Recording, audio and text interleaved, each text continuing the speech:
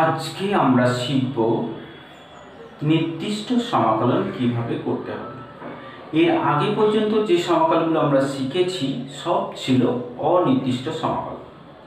তবে নির্দিষ্ট সমাকলন করতে এসে আমরা সেই অনির্দিষ্টের ফর্মুলাগুলোকেই কিন্তু ব্যবহার করব। মানে এখানে আমাদের ব্যবহার করতে হবে মৌলিক আকার সমাকলনের যে সূত্রগুলো আছে সেইগুলো, আদর্শ সমাকলনের যে সূত্রগুলো আছে সেইগুলো, পরিবর্ত বা প্রতিস্থাপন পদ্ধতি যেভাবে করেছি সেইভাবে, আবার আংশিক পদ্ধতিতেও আমাদের এখানে সমাকলন করতে হবে।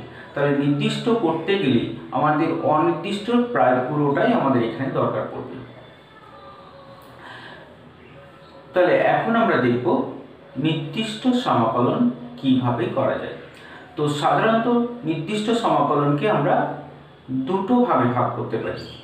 একটা হচ্ছে সমাকলনের মৌলিক উপপাদ্যের সাহায্যে, আর যোগফলের সীমারূপে মৌলিক সমাকলন। তো দুটো আমরা পেয়েছি। তাহলে এক নম্বর আমাদের পাচ্ছি সমাকলের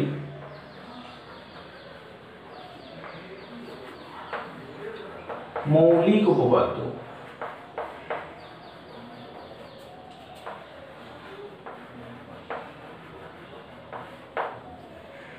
তো মৌলিক উপপাদ্যটা, আর দু নম্বর হচ্ছে যোগফলের সীমারূপে মৌলিক যোগফলের সীমারূপে নির্দিষ্ট সমাকলন।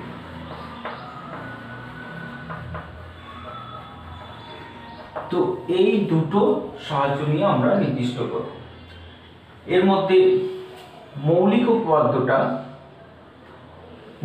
উপপাদ্যের বিবৃতিটা তোমরা পড়ে রাখবে। মৌলিক সমাকলের বিবৃতি, তো বিবৃতিটা তোমরা পড়ে রাখবে। যদি a less than x less than to phi b minus phi a, এই বিবৃতিটাকে মনে রাখতে হবে একটু, কারণ অনেক সময় 2 নম্বর প্রশ্নতে বলে দেয় যে সমাকলনের মৌলিক উপপাদ্যের বিবৃতিটি লেখো, সেই হিসেবে বিবৃতিটাকে কিন্তু তোমরা পড়ে রাখো। তো এটার মানে হচ্ছে যদি x এর মান a থেকে b বিস্তারের মধ্যে fx অপেক্ষক সমাকলনযোগ্য হয়, phi x এমন একটা অপেক্ষক যেখানে fx equal to phi dash x, তার মানে হচ্ছে fx যদি phi dash x হয় তাহলে phi dash x equal to যদি fx হয় তার মানে fx এর ইন্টিগ্রেশন করলে আমরা পাবো phi x। তাহলে fx এর ইন্টিগ্রেশন করলে আমরা পাবো phi x। তাহলে fx এর ইন্টিগ্রেশন করলে আমরা যখন phi x পাবো, phi x থেকে আমরা phi b, একবার আপার লিমিট একবার লোয়ার লিমিট, এটাকে এইভাবে করা হয় যে a to b fx dx equal to phi b minus phi, মানে phi x টা প্রথমে ইন্টিগ্রেশন করলে আমরা phi x পাবো।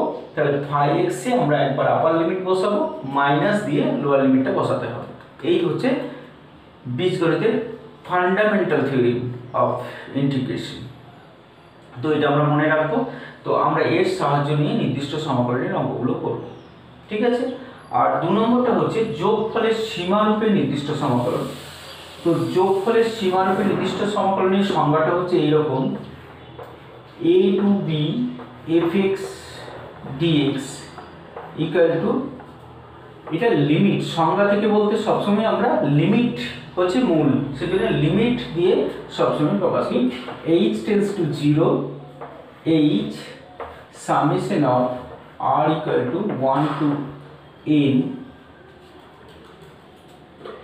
f of a plus r h, যেখানে nh এর ভ্যালু হচ্ছে b minus a।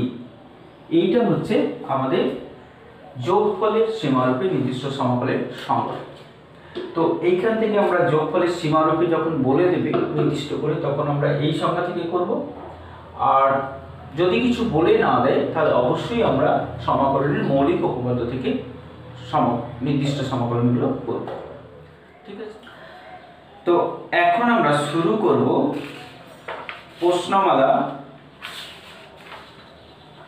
9A, প্রশ্নমালা 9A তে এমসিকিউ পরে করব আমরা।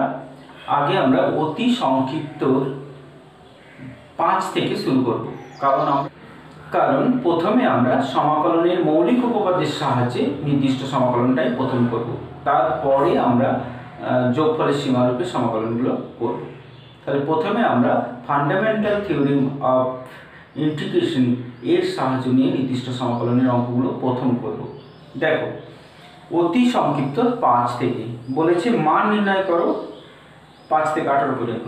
তার মানে 5 থেকে 18 পর্যন্ত শুধুই মান নির্ণয় করতে বলেছে, মানে ইন্টিগ্রেশনটা করতে বলেছে। কোন পদ্ধতি কিছু বলে দেয়নি। কোনো পদ্ধতি বলে না দিলে আমরা অবশ্যই ফান্ডামেন্টাল থিওরি মানে মৌলিক উপপাদ্যের সাহায্য নেব। আর নির্দিষ্ট সমাকলন আলাদা করে বলে দেওয়া থাকবে যে নির্দিষ্ট সমাকলনের সংজ্ঞা থেকে নির্দিষ্ট সমাকলন করো, তো সেখানে আমাদের লিমিট দিয়ে করতে হবে। তো দেখো, ফার্স্টে অতি সংক্ষিপ্ত 5, এটাকে আমরা কি করব, নতুন কিছু করব না, আগে যেভাবে ইন্টিগ্রেশন করেছি সেইভাবেই করব। শুধু এখানে দুটো লিমিট দেওয়া আছে, এগুলোকে বলা হয় লিমিট, এটা আপার লিমিট, এটা লোয়ার লিমিট। তো প্রথমে এইভাবে করতে হয়, integration of 0 to 1 dx by root over x plus 1 minus root x। তো লিমিট কিন্তু সবসময় বলতে হয় নিচের থেকে ওপরে, ঠিক আছে। তারপরে দেখো অঙ্কটা আমরা কিভাবে করব। এখানে আমরা ইন্টিগ্রেশন করার জন্য কি করব, এমনি যদি লিমিট না দেওয়া থাকতো তাহলে আমরা কি করতাম, এই ইন্টিগ্রেশনটা করার জন্য তাই করব। দেখো এখানে আমরা নিরসন করে নিই, তাহলে নিরসন করে নিলে পাবো plus root x by x plus 1 minus x, তাই না। এক্সটা কেটে যাচ্ছে, মানে নিচের অংশটা চলে যাচ্ছে। তাহলে আমরা এটা পাচ্ছি 0 to 1 root x plus 1 plus root x dx। তো রুট x এর ইন্টিগ্রেশন আমরা জানি কত হবে না 3 2 x plus 1 whole to the power half plus 1 মানে হচ্ছে 3/2 by 3/2 মানে 2/3 প্লাস এটাও তাই হবে 2/3 x to the power 3/2। এই পর্যন্ত নির্দিষ্ট হলে c দিয়ে আমাদের অঙ্কটাকে শেষ করা হতো, প্লাস c লিখে। কিন্তু নির্দিষ্ট সমাকলনে c ব্যবহার করা হয় না। তো কেন ব্যবহার করা হয় না, কারণ এখানে যখন মান বসানো হয়, ওই যে মান বসানো হলে কি হবে, একটা ফাই বি মাইনাস ফাই এ হয়, তাই না। তো এখানে যদি ফাই এক্স এর মান যদি আমরা মনে করি এটা এক্স কিউব প্লাস সি হল, তো ফাই এক্স, তাই এখানে একবার সি আসবে, মাইনাস দিয়ে আবার একবার সি আসবে, তো দুটো সি কিন্তু অটোমেটিক নিজে নিজেই কেটে যাবে। সেই জন্যে নির্দিষ্ট সমাকলনে সি ব্যবহার করা হয় না। তো এখানে আমরা কি করব, এই যে নির্দিষ্ট, যেহেতু এটা নির্দিষ্ট অঙ্ক, তাহলে ইন্টিগ্রেশন তো হয়ে গেছে, তাহলে ইন্টিগ্রেশনের চিহ্ন দিতে পারবো না। তাহলে ইন্টিগ্রেশনের চিহ্ন না দিতে পারলে নির্দিষ্ট মান তো এখনো বসানো হয়নি, তাহলে নির্দিষ্ট মানটাকে তো আমাকে বোঝাতে হবে যে মানটা এখনো বসানো হয়নি, মানটা বসাবো, তাহলে মানটাকে তো আমাদের রাখতে হবে। ইন্টিগ্রেশন চিহ্নটা উঠে গেল, সেই জন্য চিহ্নটাকে পাল্টে দিয়ে সাধারণত এইভাবে মানগুলোকে লিখে রাখা হয়, শুধু বোঝানোর জন্য যে মানটা এখনো বসানো হয়নি। এরপর আমরা মানটা বসিয়ে নেব। দেখো 1 বসাচ্ছি, তাহলে এটা কি হবে 2, তাহলে 2 to the power 3/2 বসালাম 1, তারপরে মাইনাস 0টা বসিয়ে দিচ্ছি, তার মানে 1 to the power 3/2। এই পোর্শনটায় বসালাম, এই পোর্শনটাতে বসাতে পারি, বা একসঙ্গে দুটোতে 1 বসানোর পর মাইনাস করে দুটোতে 0 বসাতে পারি। তো এটাতে 1 বসালাম, তাহলে হবে 1 to the power 3/2 মাইনাস 0। তাহলে কি পাচ্ছি আমরা 2/3 into 2 to the power 3/2 minus, এটা 1 হবে নিশ্চয়ই, আর এটাও তাই হবে, প্লাস 2/3 শুধু, ঠিক আছে। তো 2/3টা কেটে যাচ্ছে, তাহলে থাকছে শুধু 2/3 2 to the power 3/2। এগিয়ে দিতে পারি, এটা কি হবে 2/3 ইন্টু 2√2, তার মানে কত হলো 4√2/3। এখানেও আমরা উত্তরটা রাখতে পারবো। ঠিক আছে, তারপরে 6টা তোমরা নিজেরা করবে, নিশ্চয়ই এরকম অঙ্ক আগে করেছো। এখানে মজার ব্যাপারটা হলো এখানে নতুন কোনো অঙ্ক আমরা পাবো না, পুরোনো অঙ্কগুলোই আরেকবার রিভিশনের মতো আমাদের করতে হবে। আর শেষে ইন্টিগ্রেশন করার পর শেষে গিয়ে মান দুটো শুধু বসিয়ে নিতে হবে, একবার আপার লিমিট মাইনাস লোয়ার লিমিট বসিয়ে বিয়োগটা করে দিয়ে আমাদের বাড়তি ওইটুকু কাজ করে দিলেই হবে। ঠিক আছে, 7এর অঙ্কটা আমি করছি, এটাও কিন্তু নতুন অঙ্ক নয়, এটাও তোমরা কয়েকদিন আগে বিশেষ আকারের মধ্যেই ছিল। তো সব এখানে পুরোনো অঙ্কগুলোই আবার একবার আছে, মানে রিভিশন হয়ে যাচ্ছে ধরে নাও। তো সেই হিসেবে অঙ্কগুলো সব কিন্তু পরপর করবে, বাদ দেবে না কিন্তু। হ্যাঁ, তারপরে দেখো এটা sin x, এটা sin 2x। আমরা এটাকে তো এইভাবে লিখতে পারি, sin 2x মানে হচ্ছে 2 sin x cos x, মানে 2 sin square x cos x লিখতে পারি। ঠিক আছে, তো একটা স্কয়ার হলো একটা, কোনটা এটা যুগ্মকর, এটা অযুগ্ম। অযুগ্মকে আমরা কখনোই বলেছিলাম যে ধরবো না, এটা পরিবর্ততে চলে এলাম। তো এখানে সেই পরিবর্তন করতে হতে পারে, আংশিকও করতে হতে পারে, সব কিছুই করতে হবে। তো এটাকে আমরা জেড ধরবো না, তাহলে sin x কে জেড ধরবো, তাহলে sin x সমান জেড। তো নির্দিষ্টতে আমরা যখন পরিবর্তন করব, এটা মনে রাখবে এই যে মান দুটো দেওয়া আছে না, লিমিট দুটো, অবশ্যই লিমিট দুটো হচ্ছে x এর মান। তো x এর মান এখানে dx থাকা মানেই হচ্ছে লিমিটগুলো x এর মান। তো এই dx এই ভিতরে যা আছে এইখানটা dx লেখা আছে, মানে x এর সাপেক্ষে আমাকে ইন্টিগ্রেশন করতে বলেছে, মানে মানগুলো দেওয়া আছে x এর। তো যখনই আমরা এখান থেকে dx কে চেঞ্জ করে dz এ চলে যাব, তখন তো এই মানগুলো x এর মান থেকে গেলে হবে না, যেহেতু আমরা এখানে dz নিয়ে চলে আসবো, z এর রেসপেক্টে করব, তখন মানগুলোকে আমরা চেঞ্জ করে z এ নিয়ে যাব। এটাই কিন্তু সুবিধাজনক। তো তোমরা অনেকেই হয়তো বলবে যে আমরা মান দুটোকে বাদ দিয়ে অঙ্কটা ইন্টিগ্রেশন করে শেষে আবার মান বসাবো, তো সেটা পরিবর্ততে করতে হলে একটু অসুবিধা হতে হবে। কারণ হচ্ছে মানটাকে আমরা এই যে জেডে নিয়ে যাচ্ছি, এই জেড থেকে আমরা আর এক্সে ঘুরে আসবো না। কিন্তু তুমি যদি মানটাকে ছেড়ে দিয়ে অঙ্কটা করো, তোমাকে আবার এক্সে ঘুরে আসতে হবে, এক্সে ঘুরে এসে তারপরে মান বসাতে হবে। তার থেকে এটাই সুবিধা, এখানে মানটা আমরা পরিবর্তন করে নেব এইভাবে, এক্স জেড, এক্স এর মান এই দুটো, তাহলে একটা মান হচ্ছে 0, ফার্স্টে আমরা লোয়ার লিমিটটা লিখবো সবসময়, তারপরে আপার লিমিট, নিচে 2 উপরে। তাহলে এখানে আমরা মানটা এখানে ধরেছি যেটা, তো এখানে মানটা বসাবো, x এর মান 0 বসালে sin 0 মানে হচ্ছে 0, তাহলে z এর মান হচ্ছে 0। আর π/2 sin π/2 মানে হচ্ছে 1, তার মানে z এর মান হচ্ছে 1। তো সবসময় আমরা নিচেরটাকে আগে বসাবো। তাহলে আমরা কি পেলাম, 0 to 1 লিমিট চেঞ্জ করে দিয়েছি, মানে আমাদের dx কে চেঞ্জ করতেই হবে। ঠিক আছে, sin কে আমরা এই ভিতরের অংশ চেঞ্জ করি কি না করি, dx এর জায়গায় আমাদের dz বসাতেই হবে। তাহলে dz বসানোর জায়গাটা রয়েছে, sin মানে হচ্ছে z² dz হলো, তার মানে হচ্ছে 2 × z³/3।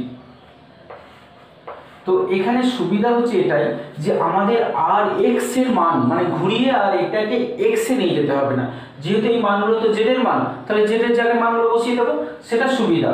ঠিক আছে, সেই জন্য সবসময় আমরা যখন পরিবর্তন করব, মান দুটোকেও আমরা পরিবর্তন করেই নেব কিন্তু। ঠিক আছে, তারপরে 2 × এটা কি হবে, তাহলে 1 বসাবো, তাহলে 1/3 - 0, তাহলে কত হলো 2/3। বুঝেছো নিশ্চয়ই, কখনোই লিমিট ছেড়ে দিয়ে ইন্টিগ্রেশন করার পর আবার x এ ঘুরিয়ে নিয়ে এসে মান বসাবো, এইটা ভাবনায় আনবে না। ঠিক আছে, প্রথমে ইন্টিগ্রেশন করবে, প্রতিস্থাপন করতে গেলে মান পরিবর্তন করে নিয়েই অঙ্কটা করবে, এটাতে পরবর্তী ক্ষেত্রেও অনেক সুবিধা পাওয়া যায়। কিন্তু মান ছেড়ে দিয়ে অঙ্কটা অনির্দিষ্ট আকারে করলে তারপরে মান বসালে এতে কিন্তু পরবর্তী ক্ষেত্রে সমস্যায় পড়বে, সেই জন্য কখনোই এটা করবে না। তারপরে 8, 9, 10 এগুলো করতে পারবে। 10 তো সরাসরি √2² - x² মানে sin inverse x/a এর সূত্র হবে। তারপরে দেখো 11, এই জায়গাটা আমরা বারবার ভুলে যাই, পাওয়ারটা দেখতে ভুলেই যাই। তো পাওয়ার দুটো সমান আছে বলেছিলাম যে এটা মূলত অপেক্ষক, রুট ফুট কিছু নেই, তার মানে মূলত অপেক্ষক। মূলত অপেক্ষক হলে যদি পাওয়ার ওপরে বেশি থাকে বা সমান পাওয়ার থাকে, তাহলে বলেছিলাম ভাগ করে নিতে। তো এই ক্ষেত্রেও আমরা ভাগ করে নিতে পারি, অথবা যদি একদম সেম সেম পাওয়ার থাকে তাহলে আমরা ভাগ না করে এইভাবেও লিখতে পারি। এটাকে নিচেটা সমান করে মানে 1 এইভাবে লিখতে পারি 2 মাইনাস 1 মাইনাস এক্স। তাহলে 2 মাইনাস 1 1 মানে এমনভাবে লিখতে হবে যেন এটা পাল্টে না যায়, কোনো সময়ই তো আমরা পাল্টে ফেলাতে পারি না না। অথবা অথবা কি করতে বলেছিলাম, অথবা ভাগ করে নিতে বলেছিলাম 1 প্লাস এক্স কে 1 মাইনাস এক্স দিয়ে ভাগ।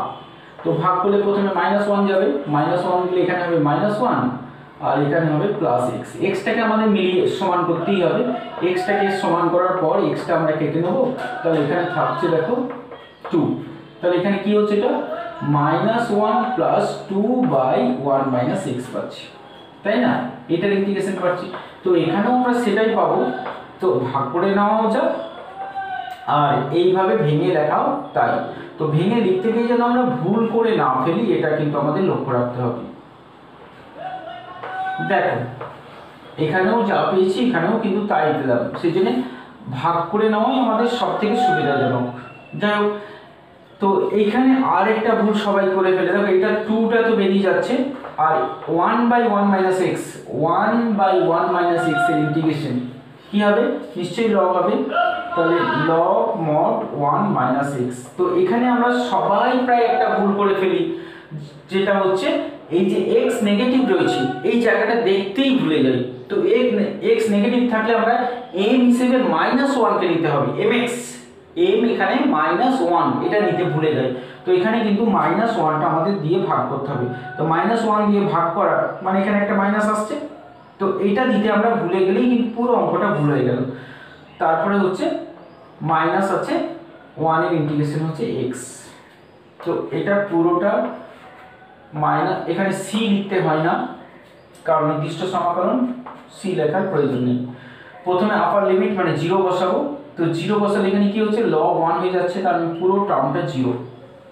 ঠিক আছে, পুরো টার্মটা 0 হলো, মাইনাস এটাও 0 হয়ে গেল। ঠিক আছে, তাহলে দুটোই 0। তারপরে আমরা মাইনাস দেওয়ার পর মানটা বসাবো। তাহলে এটা -1 যদি বসে তাহলে এটা log 2 হচ্ছে, তাহলে এখানে পাচ্ছি আমরা -2 log 2। এখানে এইভাবে চিহ্ন দিয়ে দিয়ে বসাবে, তারপরে লিখবে, নাহলে ভুল হয়ে যেতে পারে। তারপরে দেখো -1 এটা মাইনাস আছে, তাহলে -1 বসালে এটা +1 লিখলাম। ঠিক আছে, তাহলে কি आंसर পেলাম আমরা, এই মাইনাসটা আবার গুণ হবে, তাহলে পাচ্ছি আমরা 2 log 2 -1 এটা লিখতে পারি, বা অ্যানসারটা এটা রাখতে পারি, এখানেই আমরা অ্যানসার শেষ করতে পারি। বা আর একটু এগিয়ে গিয়ে এটা লিখতে পারবো log 4 -1 এটা লিখতে পারবো, তাহলে এখানেও আমরা অ্যানসার রাখতে পারি। অথবা আর একটু এগিয়ে গিয়ে এই 1 মানে হচ্ছে log e বেস e মানে log e, তাহলে এখানে যদি log e বসিয়ে দিই তাহলে অ্যানসারটা এইভাবেও লিখতে পারবো log 4/e, এটা দিয়েও আমরা অ্যানসারটা রাখতে পারবো। তাহলে অ্যানসার আমরা এখানে রাখতে পারি, এখানে রাখতে পারি, এখানে রাখতে পারি। ওকে, তারপরে দেখো 11 পরে 12 মাথায় কিন্তু রাখবে, 12তে কিন্তু ওপরের পাওয়ার বেশি আছে, বেশি থাকলে কি করতে হয় তোমরা কিন্তু জানো, এটা যেন ভুলে যাবে না। 13 mx আছে, 14 গুণফল আছে, যোগফল আকারে নিয়ে আসতে হবে। 15 তো দেখ আবার আমরা চলে এলাম সেই আংশিক। তো আমাদের নির্দিষ্ট লক্ষ্য করার সময় অনির্দিষ্টকে ছেড়ে দিয়ে তো আর করতে পারবো না, সেজন্য অনির্দিষ্টতে যা যা করেছি সব আমাদের এখানে লাগবে। দেখো আংশিক নির্দিষ্ট, তো log x এর ইন্টিগ্রেশন তো আমরা অনেকবার করেছি, কিভাবে করতে হয়, এখানে 1 নিতে হবে দিয়ে আংশিক করতে হবে। তো log x into integration of 1 এর ইন্টিগ্রেশন আমরা জানি x মাইনাস ইন্টিগ্রেশন অফ কি লিখবো, ইন্টিগ্রেশন অফ log x এর dx 1/x into x dx। তো আংশিকের ক্ষেত্রে আমরা লিমিটটাকে এইখানে একবার লিখতে পারি এরকম ভাবে 1 to 2, তাহলে এইখানটাতে যেহেতু ইন্টিগ্রেশন হয়ে গেছে তাহলে এই পার্টটাকে আমাদের আলাদা করে দিতে হবে। তাহলে এই পার্টটাই আলাদা করে এই পার্টটা এইভাবে আমরা লিখতে পারি, অথবা গোটাটাকে একসাথে লিখেও আমরা লিমিটটা ব্যবহার করতে পারি এইভাবে, যে log x into x minus integration of 1/x into x dx পেয়েছি। তো পুরোটাতে আমরা 1 to 2 এইভাবে লিখতে পারি। তাহলে এইভাবে লিখতে পারি অথবা এইভাবেও লিখতে পারি। মানে আমাদের জানানো যে আমরা নির্দিষ্ট মানটা হাতে রেখেছি, ওটা বসাইনি, মানটা ছেড়ে দিলে হয়তো আমরা বসাতেও ভুলে যেতে পারি। সেই হিসেবেও আমাদের মানটাকে লিখে যাওয়া মানে হচ্ছে মানটা বসাতে হবে, এটা মাথায় রাখা। ঠিক আছে, এখানে এক্স তো কেটে যাচ্ছে, এই এক্স কে সবসময় বলেছিলাম আগে লিখবে 1 to 2 মাইনাস এখানটা কত হবে এক্স হবে আরেকটা 1 to 2। তার মানে এখানে মানগুলো বসিয়ে দেবো এবার।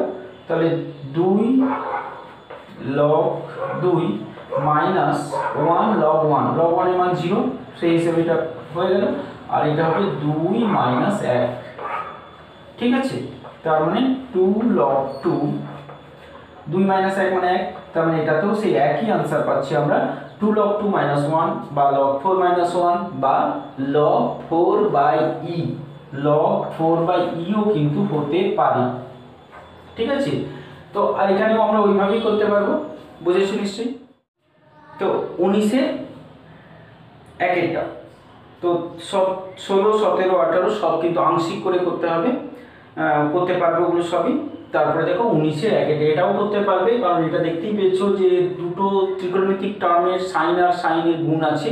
তো সাইনের গুণ থাকলে আমরা জানি প্রথমে এটাকে যোগফলে নিয়ে যেতে হবে। সেজন্য আমরা কি করব, বাইরে একটা হাফ দেব, দিয়ে আমরা যোগফলের সূত্রটা বসাবো। তাহলে বাইরের হাফ দিলে কত হলো, এটা 2 sin a sin b। আমরা বলেছিলাম পাশে সূত্রটা লিখে রাখবে, তাহলে কখনোই ভুল হবে না।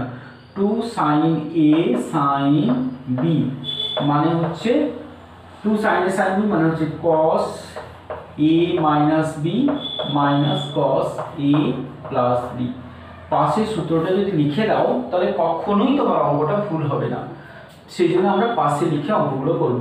তাহলে এখানে কি পাবো, sin mx মানে m minus m x minus cos mx plus nx, তার মানে m plus n x হলো dx।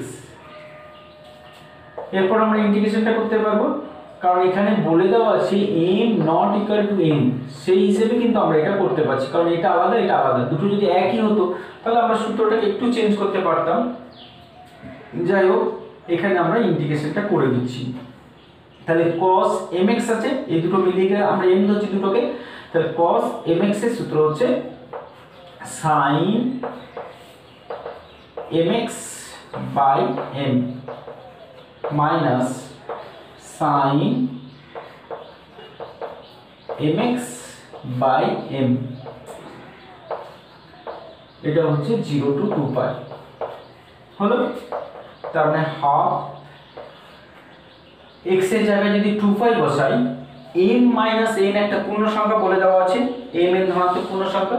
তাহলে যে দুটো পূর্ণ সংখ্যার বিয়োগফল সর্বদাই পূর্ণ সংখ্যা হয়, তাহলে যে কোনো পূর্ণ সংখ্যা ইন্টু 2 পাই এর মান সবসময় 0, মানে sin n পাই সবসময় 0 হবে, যেখানে n হচ্ছে যে কোনো পূর্ণ সংখ্যা।